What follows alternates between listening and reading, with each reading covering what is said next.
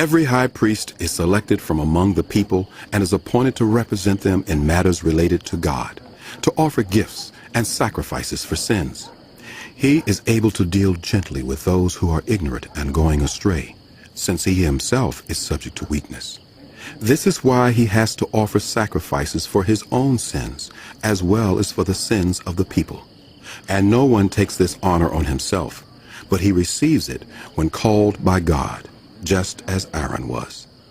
In the same way, Christ did not take on himself the glory of becoming a high priest, but God said to him, "You are my son.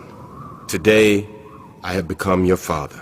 And he says in another place, "You are a priest forever, in the order of Melchizedek." during the days of Jesus' life on earth, he offered up prayers and petitions with fervent cries and tears to the one who could save him from death, and he was heard because of his reverent submission.